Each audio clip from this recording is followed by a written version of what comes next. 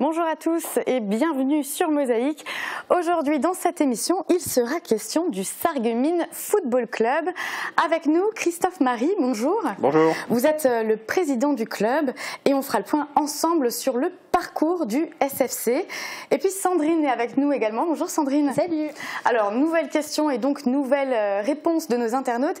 Est-ce que cette fois, ils ont été nombreux à répondre ? Alors oui, ça va, pas tellement, mais ils ont réussi à faire des réponses assez complètes, donc c'était sympa quand même. Ok, on fera le point tout à l'heure. Tout de suite, on retrouve Marie Lorenz qui est aujourd'hui en direct à Sarralbe. Bonjour Marie, qu'est-ce qui se passe ? Visiblement, il y a de l'animation au centre-ville. Bonjour Flora, oui, aujourd'hui a lieu la traditionnelle braderie de la Saint-Martin. 70 commerçants investissent le centre-ville de Sarralbe dans les rues Poincaré, Foch et Pancrace. Après le salon de la gastronomie ce week-end, il y a encore aujourd'hui plein de bonnes choses à manger, mais aussi des vêtements, des bougies, des bijoux. N'hésitez pas à venir y faire un tour, c'est ouvert jusqu'à 18h. Attention, en revanche, pour les automobilistes, les rues du centre-ville sont interdites à la circulation. Et en plus de la braderie, il y a aussi des animations pour les enfants. Oui, la Kirp a été installée ce week-end. Il y a quelques manèges pour les petits, un trampoline, des autotamponneuses et là aussi plein de choses à manger, surtout des confiseries. À noter, mercredi, le jour des enfants, la fête foraine aura des tarifs réduits. C'est la dernière Kirp de l'année à Sarralbe, alors allez-y. Voilà, le message est passé. Merci Marie. On continue le tour de l'actu du secteur avec le 60 secondes.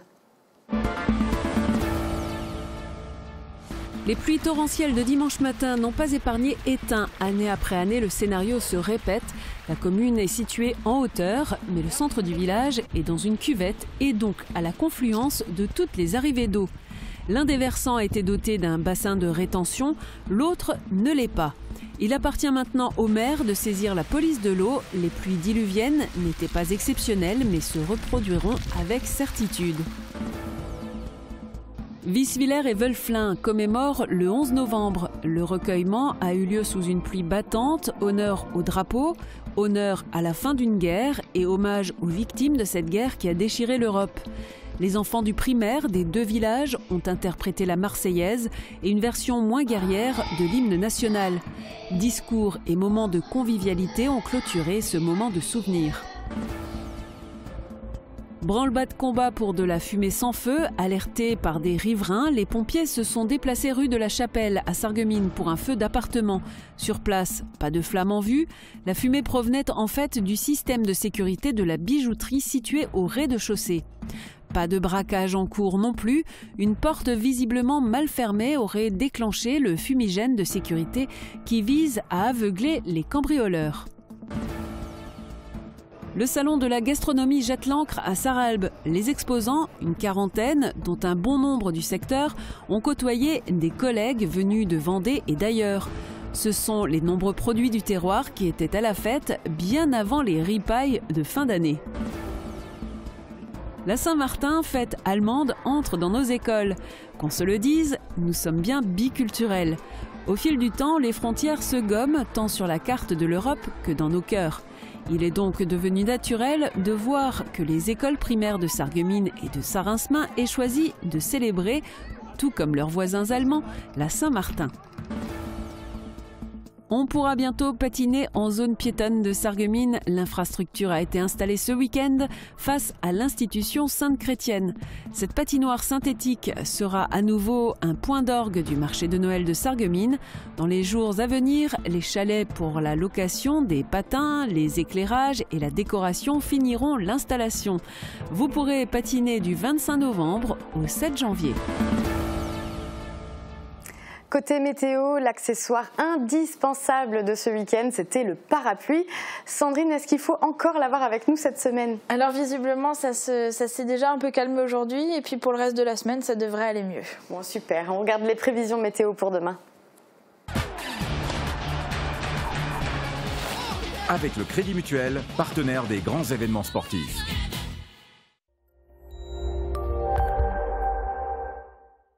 La pluie s'est arrêtée et on commence à apercevoir de nouveau le bleu du ciel. Pour demain, les nuages seront quand même encore dominants, même si on a de bonnes chances de pouvoir profiter de quelques éclaircies. Par contre, du côté des températures, pas de miracle, les minimales iront de -1 à 1 degré, les maximales de 6 à 8 degrés. Demain, nous sommes le mardi 14 novembre et nous fêtons les Sens. Le soleil nous accompagnera de 6h41 à 16h51. A tout de suite pour la suite de l'émission.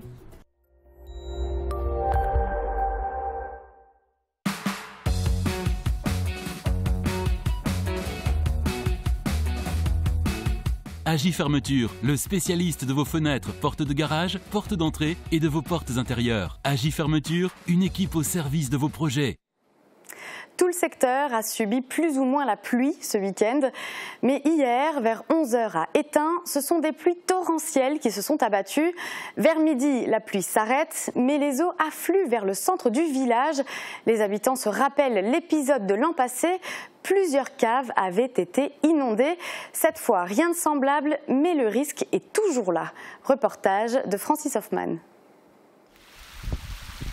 Les pluies torrentielles de dimanche matin n'ont pas épargné Étain. Année après année, le scénario se répète et continuera de se répéter si rien n'est fait. La commune est située en hauteur, mais le centre du village est dans une cuvette et donc à la confluence de toutes les arrivées d'eau. Ces eaux dévalent les rues en pente, elles s'engouffrent dans les canalisations et gonflent les ruisseaux. Et ce sont ces ruisseaux qui sont la cause essentielle de ces inondations. Les remembrements ayant entraîné des disparitions de bien des obstacles naturels, les eaux foncent à vive allure vers les points bas. Il y a quelques années, l'un des versants a été doté d'un bassin de rétention qui freine le débit. On le voit ici, il est plutôt bien dimensionné. L'autre versant n'en a pas et c'est là le souci principal. Les eaux créent des frayeurs au centre-village, même si personne ne verra au final sa maison inondée. Ce n'est pas tout à fait le cas de Olivier Herter, dont la maison jouxte le ruisseau. C'est un fossé qui est devenu un cours d'eau depuis cette année, quoi. Donc il n'y a aucun aménagement qui s'en fait. On a déjà été inondé l'année dernière.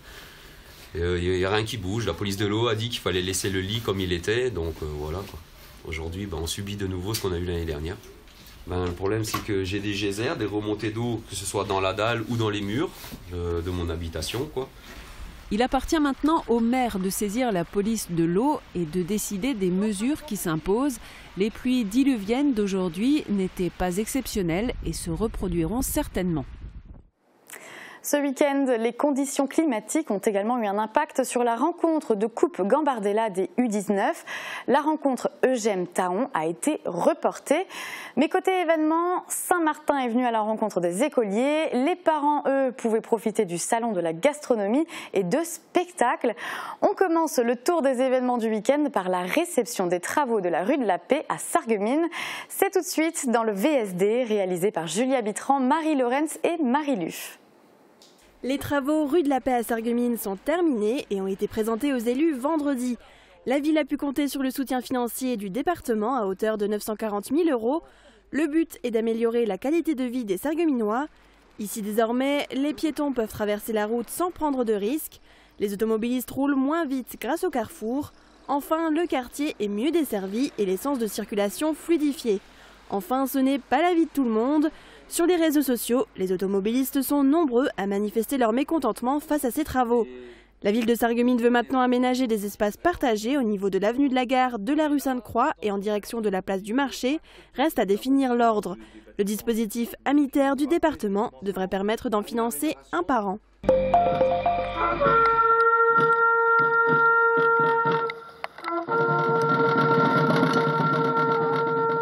11 novembre, au son des tambours et des trompettes. La météo capricieuse n'a pas permis à tous les musiciens de la musique municipale de Sarreguemines d'exposer leur instrument à la pluie battante, mais n'a pas empêché la commémoration du 11 novembre. Discours et dépôts de gerbes ont honoré la mémoire des morts pour la France. 99 ans après l'armistice de la Première Guerre mondiale, l'Assemblée était nombreuse, armée de parapluies, venus notamment écouter les élèves de l'institution Sainte-Chrétienne entonner la Marseillaise devant le sous-préfet, les représentants des forces de l'ordre et les élus. Aux armes, citoyens, formez vos bataillons.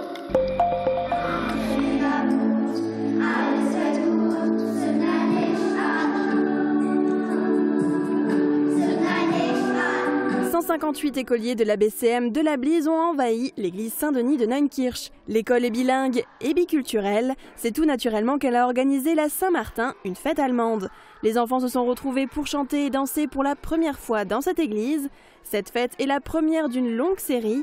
La BCM fêtera entre autres son 20e anniversaire. Mais avant ça, munis de lampions, les enfants et leurs parents ont défilé dans les rues du quartier Neunkirch. Et en arrivant dans la ville de Tours, il a vu un pauvre qui était vêtu de haillons. Samedi, ce sont les enfants de Sarinsmin qui ont fêté la Saint-Martin. Une première pour la jeune association des parents d'élèves. Les bénévoles avaient la volonté de partager cette tradition venue de nos voisins allemands. Malheureusement, la marche s'est faite sous la pluie, mais cela n'a pas découragé les enfants.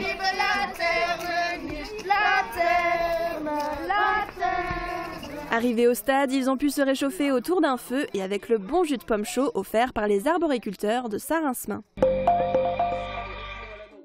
La mythologie nordique est peu connue des Mosellans. Les récits ont été simplifiés pour convenir à toute la famille. Sur scène, un conteur et un musicien avec la gadulka, un instrument bulgare. La compagnie Rebond d'Histoire occupe l'espace et les 50 minutes de spectacle filent à toute allure. La représentation à la médiathèque communautaire de Sarreguemines a été donnée dans le cadre du festival Lire en fête. Le plaisir ultime de la lecture est de pouvoir varier les niveaux de compréhension tout en subtilité. Et le troll s'est mis au travail. Sous la pluie, dans le vent, pendant la nuit, le troll est fort. Mais son cheval, bien plus encore.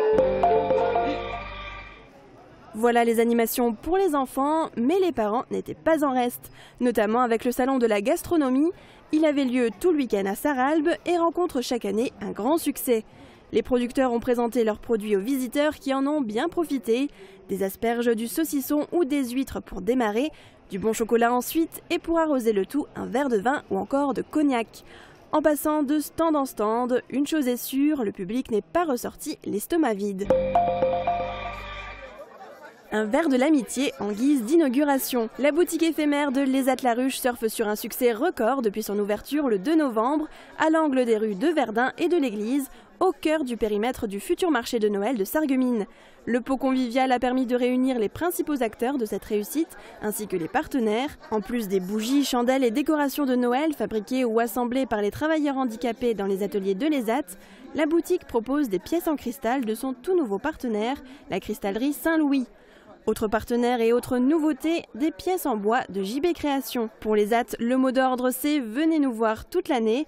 En plus de la vente, la vocation première de cette boutique éphémère est la communication. Les AT veut faire connaître son savoir-faire et souhaite attirer les clients toute l'année au sein de son magasin en zone industrielle de Sarreguemines.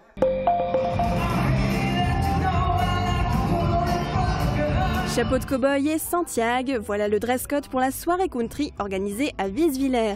45 clubs étaient représentés et les danseurs n'ont pas quitté la piste de la soirée. Et les pas s'enchaînent au rythme de l'orchestre country numéro 1, Texas Sidestep. L'association Country Boots New Age, qui existe depuis 2 ans à Bliesbruck, vient de s'étendre à Wieswiller. Des cours pour les confirmer sont donnés les lundis soirs.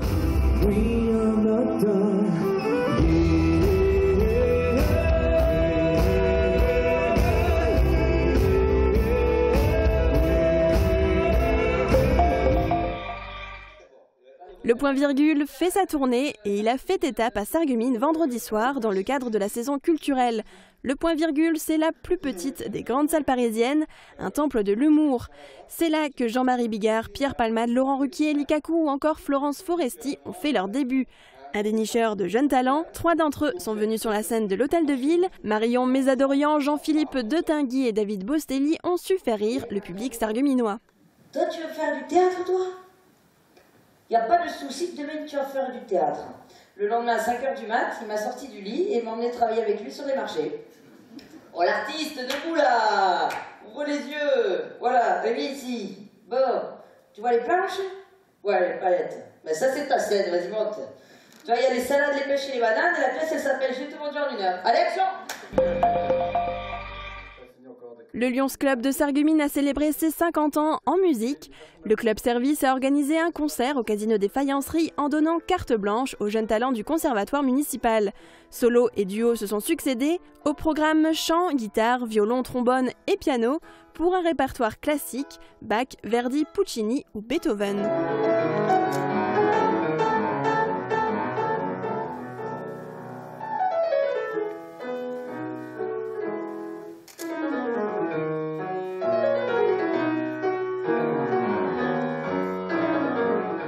On marque une courte pause et on se retrouve juste après pour la suite de l'émission.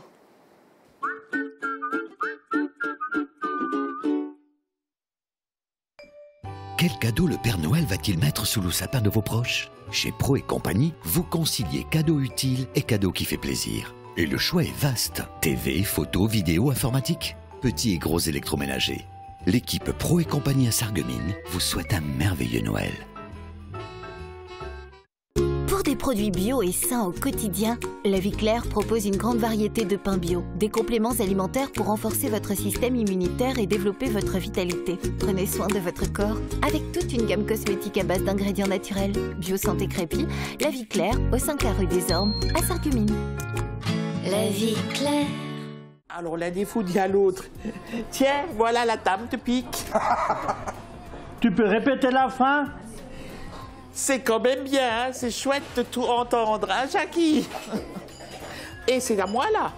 La passion de l'audition, ça se partage.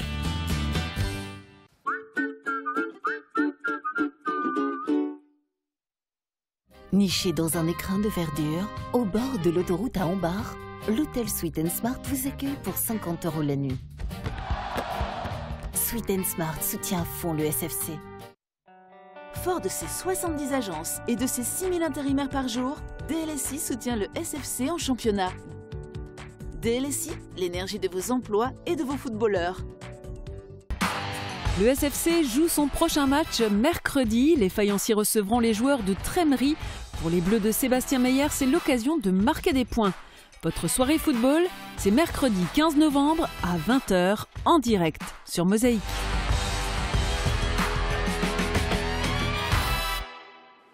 Faciliter la prise de contact avec les entreprises, c'était l'objectif de l'opération « Tu cherches un taf » organisée par le lycée Henri Nominé.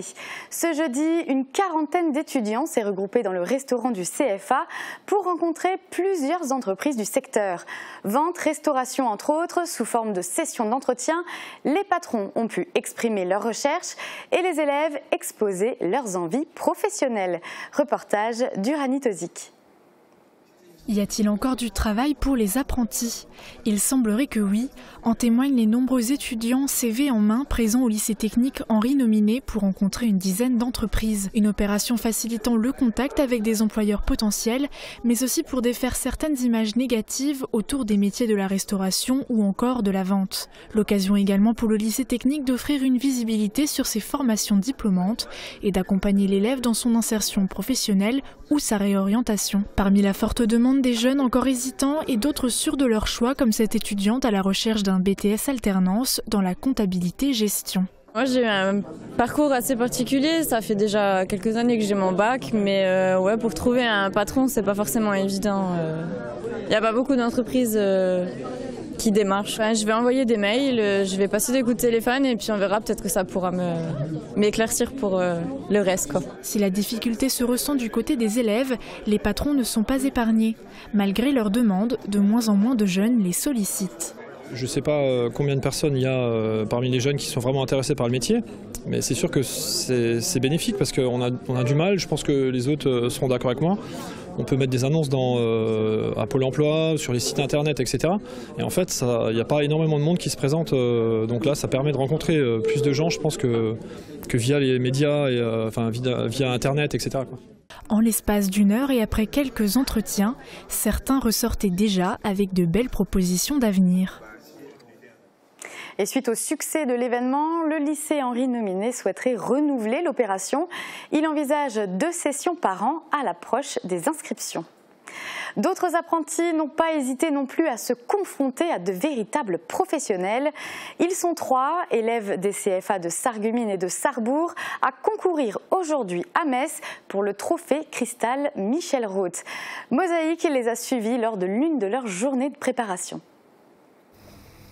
Il ne le sait pas encore, mais ce filet de bœuf va passer à la casserole.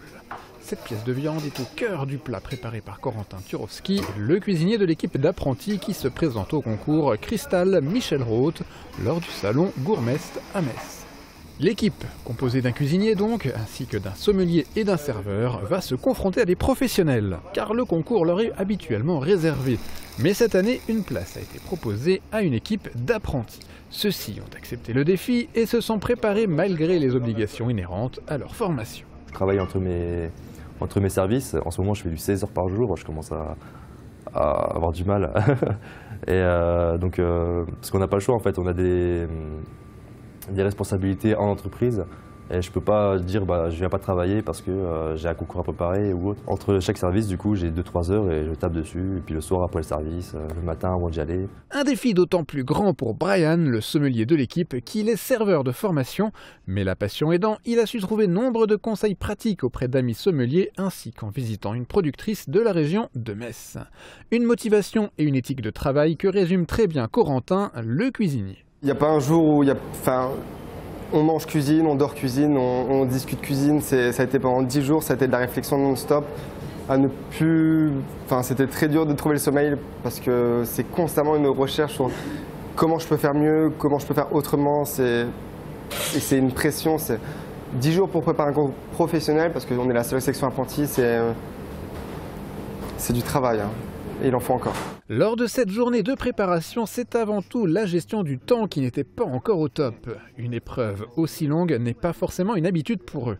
C'est ça, c'est un effet de concentration. Il faut être concentré pendant 4 heures d'épreuve, en plus, et en tenant compte également du stress.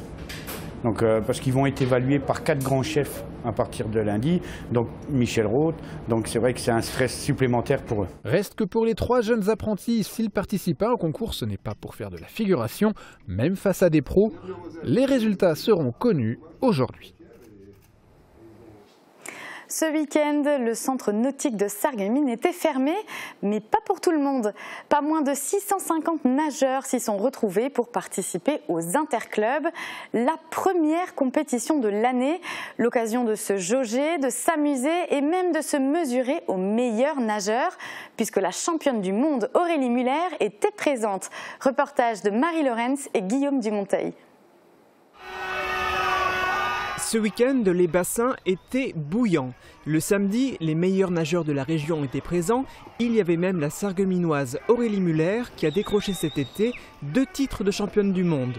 C'est toujours un plaisir de revenir ici, donc pour moi ça va permettre de me rendre compte que je deviens de plus en plus vieille, mais aussi de partager un beau moment de partage avec les jeunes qui arrivent dans le club et de faire connaissance, tout simplement parce que je les vois pas souvent. La supposée vieillesse d'Aurélie Muller doit être relativisée. Notre championne du monde n'est en effet âgée que de 27 ans. Mais c'est vrai que lors de ce relais, elle était associée à des championnes plus jeunes qu'elle. Étaient en effet alignées Camille Daubat, championne de France du 200 mètres brasse, à seulement 20 ans, et 2 autres pépites du cercle nautique de Sarreguemines, âgées elles de 17 ans, Chloé Schmitt et Jessica Toussaint. Je nage avec Camille à tous les entraînements. Et quand elle nage, ça donne envie de la suivre. Donc ça permet de dépasser nos limites aussi, de sortir de notre zone de confort. Et Aurélie, j'ai nagé avec elle il y a plus de 2 ans. Et elle donne des exemples, elle est là pour nous soutenir aux entraînements, nous encourager. Du coup, ça nous permet de nous pousser vraiment à l'entraînement. Quand on côtoie des championnes tous les jours, on se dit que pourquoi pas moi, donc ça fait un peu rêver. Donc on a envie d'arriver à leur même niveau, même si on sait que c'est très dur, ça demande beaucoup de travail. Ces 2 jeunes nageuses souhaitent participer cette année au championnat de France. Espérons qu'elles parviennent à suivre le sillage de leurs glorieuses aînées, ce qui permettrait au cercle nautique de Sarreguemines de rayonner encore pendant de nombreuses années. C'est la fin de l'aventure en championnat de France par équipe pour les lutteurs sarregueminois. Cette année, pour la première fois depuis 2011, ils n'atteignent même pas la demi-finale. Samedi soir en bleu, ils étaient absents face au leader Sotteville-les-Rouen en rouge. Julia Bitran a assisté à la rencontre.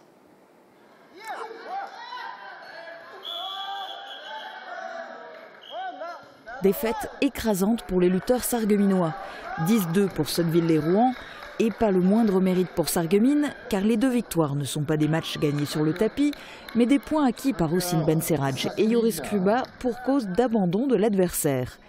Tous les autres lutteurs ont perdu leur match sans même marquer le moindre point. Seuls Fatah Hamza, Marwan Yeza, Saïfeddine Alekma et Saïdi Taef marquent chacun un petit point, mais perdent tout de même leur match. Les Sarregueminois sont passés à côté de leur saison en équipe. Reste à espérer qu'ils feront mieux en individuel. Et autre compétition et autre difficulté, cette fois c'est pour le SFC. Christophe Marie, on va faire un point ensemble sur l'avancée du club. Alors déjà, une première déception cette année, c'était en Coupe de France. Le SFC a été éliminé au 6e tour face à Bissheim. Comment vous l'avez vécu? Très mal, parce que c'est vrai que ça fait 2 ans que... Même 3 ans avec la J Auxerre qu'on a le caviar et là on s'est arrêté aux œufs de Limpe. Donc, mais bon, c'est le football, hein, on prend 2 buts en 2 minutes, on peut jouer 2-3 jours sans marquer. Longue vie à Bissheim parce qu'ils ont encore gagné hier contre Trémery et le président est un ami. Donc, c'est le foot, c'est dommage, mais bon, la déception dure toute la nuit, puis le lendemain, on se remet au boulot pour passer à autre chose. Et puis, il faut dire aussi que le SFC avait plutôt habitué les supporters à de bons résultats en Coupe de France, en tout cas ces 4 dernières années. Est-ce qu'on peut dire que le vent a tourné pour le SFC ou c'est pas encore perdu? Non, c'est pas perdu. Je vous dis, dans le foot, tout va très vite. Hein. Il y a 30 ans, le Matra Racing était prévu pour faire champion de France, ils sont descendus en Ligue 2 dernier. C'est le football, le ballon est rond, mais des fois il tourne comme un ballon de rugby. Et puis il faut se remettre au travail, il faut que les joueurs, le staff, tout fasse ce qu'il faut pour qu'on retrouve notre verve. Et alors, est-ce qu'une telle défaite en Coupe de France, ça a un impact financier sur le club? Je vous donne juste un petit exemple qui va illustrer le tout. L'année dernière, notre budget était de entre 650 et 680 000 et on va passer sous les 500 000 cette année. Donc effectivement... c'est un gros impact. Ouais. Alors il y a aussi une autre compétition en jeu, donc le championnat de National 3. Alors là aussi, il y a eu quelques difficultés depuis le début. Le SFC actuellement est 10e au classement. Comment vous l'expliquez, cette position-là? Est-ce que cette position de 10e, elle vient aussi du fait qu'il y ait des réserves professionnelles dans le championnat?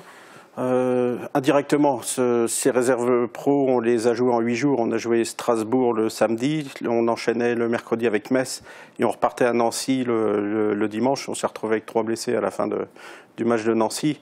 C'était un calendrier démentiel. Ces réserves pro, elles sont dans le championnat, il faut faire avec. Mais bon, on n'a pas été épargné par le calendrier. Tous les matchs qu'on a joués, les équipes sont classées devant nous et peut-être que maintenant on a mangé notre pain noir et on devrait pouvoir faire une deuxième partie de novembre à Noël bien meilleure. Bien meilleure.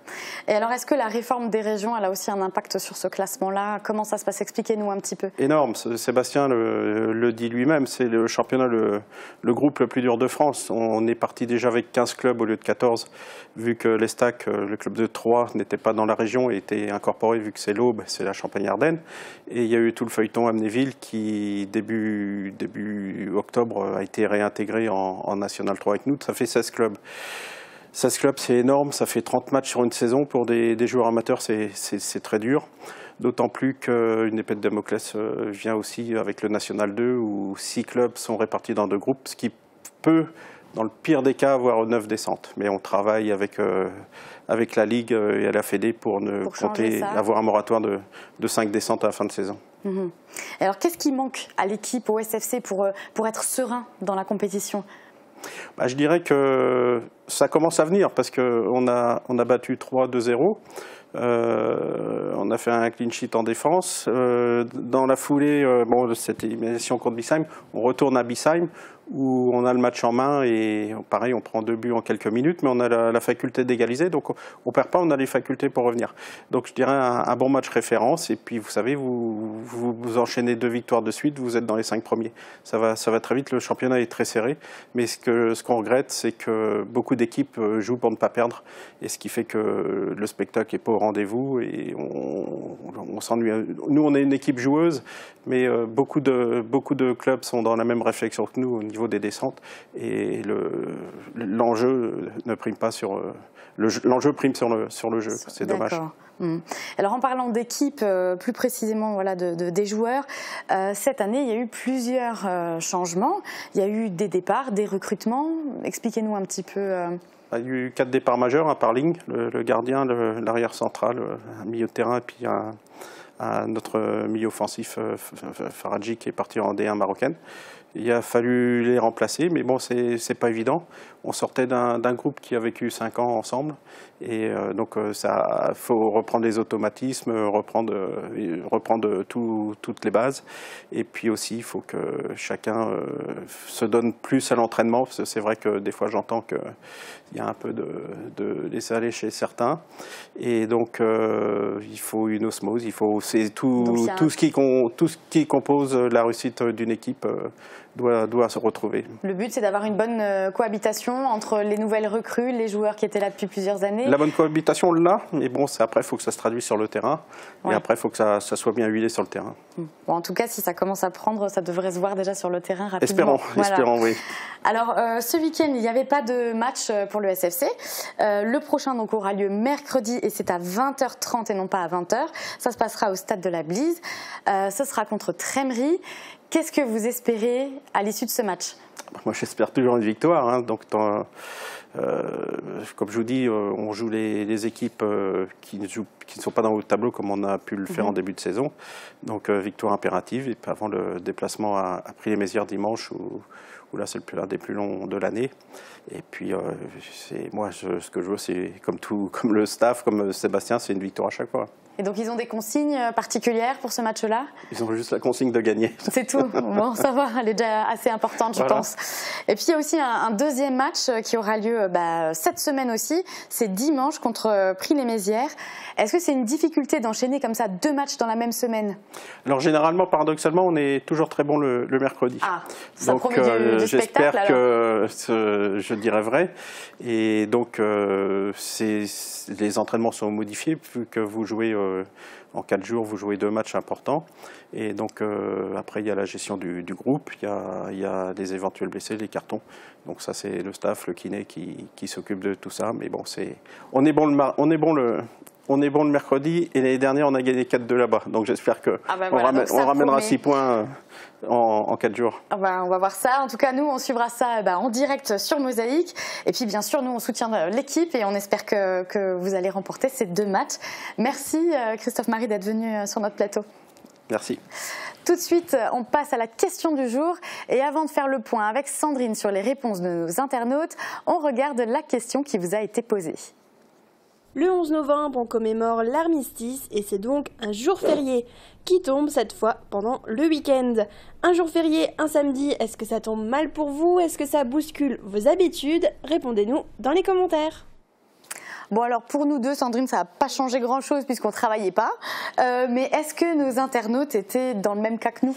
Alors, plus ou moins, René nous dit « Pour les travailleurs, malheur à ceux qui avaient de toute façon repos ce jour-là et bonheur pour les autres. Mais en tant que retraités, la seule différence avec les autres jours, c'est que les magasins et les administrations sont fermés. Quoique, avec les ouvertures, certains jours fériés, nous ne savons plus ce qui est fermé ou non. » Et Laura lui répond justement en disant « Je vous rejoins en étant maman au foyer, la seule différence sont que les magasins sont fermés. Avant ça, je travaillais en tant que vendeuse en boulangerie et du coup, tous les jours fériés, je travaillais. Je n'ai donc jamais vu de différence entre les jours fériés et les jours non fériés, hormis le fait qu'il n'y ait plus de monde le jour d'avant. » Et voilà. Et puis, il faut dire aussi que l'ouverture des magasins les jours fériés, ça a aussi fait débat chez nos internautes. Complètement. Alors, à part Laurence qui nous dit que pour elle, ça tombe super bien parce qu'elle est dans le commerce et son magasin est fermé le lundi. Enfin, un bon long week-end. Mais sinon, c'est vrai que ça a fait un petit peu grogner. David nous dit la plupart des magasins sont ouverts en ce jour férié. Alors, ma question, c'est à quoi ça sert encore un jour férié? Et Annie lui répond oui, honte d'ouvrir les magasins, plus de respect pour nos anciens combattants. C'est comme ça qu'un jour, tous les jours fériés finiront par être supprimés. Ah oui, effectivement, ils voient ça à plus long terme. Oui. Bon, en tout cas, on n'en est pas encore là. Il y a encore des jours fériés dont on peut même profiter. Hein. Oui, complètement. Merci Sandrine. Avec plaisir. Oui, dites-moi. Nombreux sont les magasins qui ont ouvert pour la journée solidarité. Aussi, oui, c'est vrai. Ça arrivait à ce moment-là. Et donc, c'est vrai que nous, c'est un autre jour et du coup, on n'a pas forcément pensé, mais... ça fait partie des jours de solidarité, c'est vrai. Voilà. Bon, en tout cas, on poursuit maintenant notre découverte des clubs de foot ruraux. Aujourd'hui, on s'intéresse à l'AS Val-de-Guéblange. À sa tête, un jeune président de 27 ans à peine, Thibaut Molter.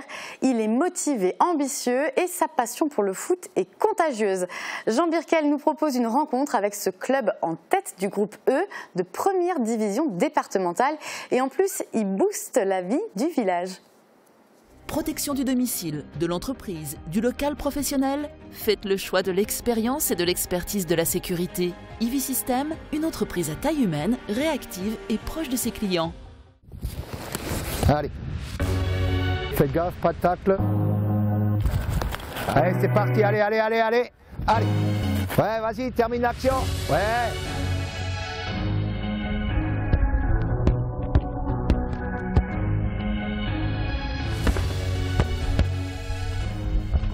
Je ne suis pas natif du Val-de-Guéblange. Je suis natif de Metz, donc j'ai fait mes jeunes catégories à Metz.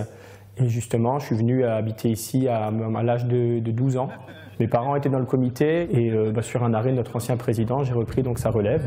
Donc moi, un jeune président qui a repris justement tout le club avec nos 3 équipes seniors. Donc une en première division, une équipe en deuxième division et une équipe en troisième division qui est jumelée avec Appelquinger. On a aussi également des jeunes, donc qui sont des catégories U7, U9. Bah allez, putain, ils sont encore capables de tirer à la tête. Regarde, allez Roro, bouge. Allez, bougez. Ouais. Allez, devant le but, va fermer l'axe, Quentin. Ne va pas là-bas. Vas-y, tu l'as, mets le pied dessus. L'équipe 1 du Val-de-Guéblange, voilà, il y a plein de joueurs qu'on a récupérés il y a 3 ans en 3e division. Comme on était reparti à 0 il y a 4 saisons, donc avec que des joueurs du secteur et les joueurs du village qui étaient à l'extérieur. On est reparti pour une aventure. Pour le moment, on est en réussite. On a 2 montées, on a une 2e place. Pour le moment, on est leader, mais bon, la saison est encore longue. Il y a des bonnes équipes dans le groupe, donc on verra bien ce que ça va donner à la fin de saison. Vas-y Eric, vas-y plus vite. Allez Roro, ouais, bien joué. Dommage. Cette année, on va essayer de maintenir notre équipe C et notre équipe B, parce que les 2 sont montés cette année.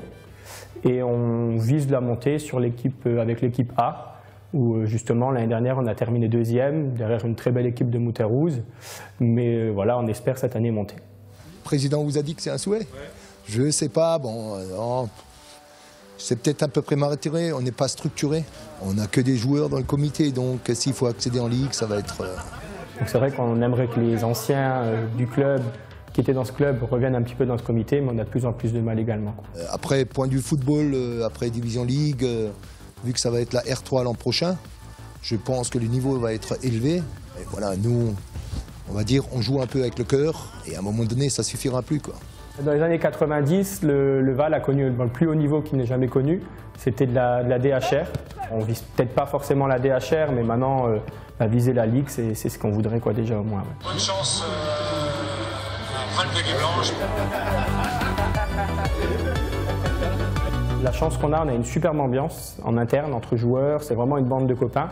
On voit les gens de l'extérieur qui arrivent, ils sont super vite intégrés. On a actuellement 55 licenciés, seniors, et une quinzaine de jeunes. On organise pratiquement une fête tous les mois. pour avoir un peu de financement. Comme il n'y a pas de sponsor, il n'y a rien, il n'y a pas d'usine au village. Donc on a beaucoup de manifestations, on travaille beaucoup avec la commune, on fait beaucoup de manifestations avec eux. La majorité en fait des fêtes se fait par le club de foot.